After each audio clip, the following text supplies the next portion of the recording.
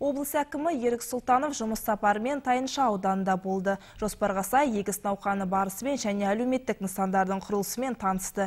Өңір жетекшісі бірнеше шаруашылықтың алқаптарында болып, ауыл шаруашылығы тауар өндірушілерімен кездесті. Диқандар күзгі орақ науқанына 7 тамыз кіріскен болатын. Қазіргі таңда дәнді және майлы дақылдар жинап, қысқа пішіндеме әзірлеуде. Толығырақ тілші бейнематериалында.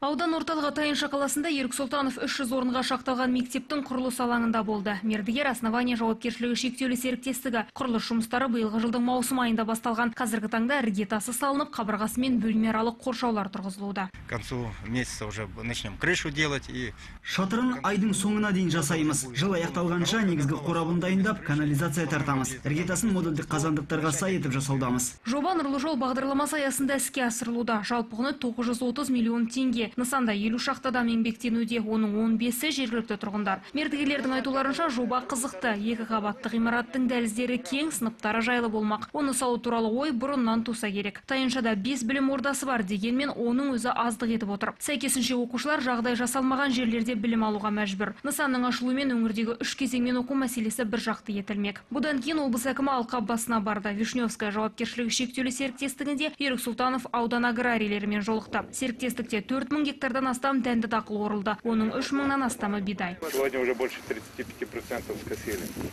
35% вы уже обмолотили сколько? Обмолотили еще только вот сегодня начинаем молотить. Аграрийлер орақ науқанын ойдағыдай өткізуге техникада жанар-жағармайда жеткілікті. Бастысы ауа райының қолайлы болуы деп отыр. Сондай-ақ халықтық жоралғыларға сенетіндерін де жасырмады. Народная примета сегодня. Федотов день какой-то. Бүгін Федотов күні. Халық жоралғысы бойынша, егер бұл күні құрғақ болса, алдағы 3 апта сондай ауа рай болады. Аграрийлер биылғы жылы гектарынан 20 центнер өнім алуды көздеп отыр. Өңір жетекшісі жасымық отырғызылған алқапта да болды. Оның 500 гектарға жуығы орылған. Жақын арада арпаны да ору жұмыстары басталады. Диқандар 2 кезеңмен жұмыс істейді. Аудан аграрийлермен кездесу барысында Ерік Сұлтанов әр күнді тиімді пайдалануға жеттеді.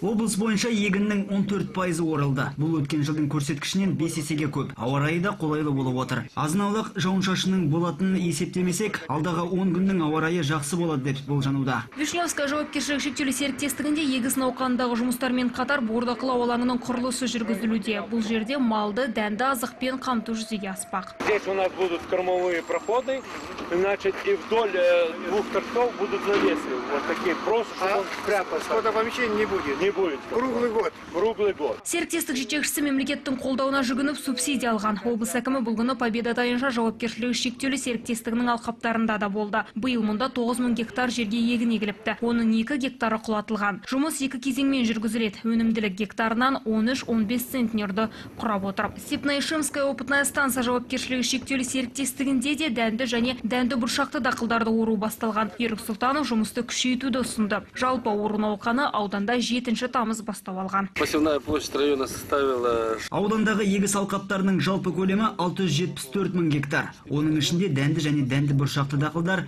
440 000, майлы 98, жемшөп 131 000 гектарды алып жатыр. Дәнді дақылдың 15%, яғни 66 000 гектары орылды. 43 000, яғни 10% соғылды. Астық қабылдау пунктіне 3-ші санатты 5000 тонна бидай қабылданды. Келлеровка селосында Ерік Сұлтанов бұрынғы универмаг ғимаратында жүргізіліп жатқан қайта қалыпқа келтіру жұмыстарымен танысты. Бұл жерде Арбат ас жауапкершілігі шектеулі серіктестігі сүт өнімдерін шығаратын зауыт ашпақшы. Бұл индустриалдық нысан. Қазіргі таңда қажетті қондырғылар алынып, ішкі әрлеу жұмыстары жүргізілуде. Тәулігіне мекемеде 5000 тонна сүт өңделеді деп жоспарланған. Ірімшік, йогурт сынды дайын өнімдер Астана, Алматы, Қарағанды қалаларына тасымалданатын болады. Фариза Жазитова, Анна Куликова, Анатолий Беланок, ақпарат.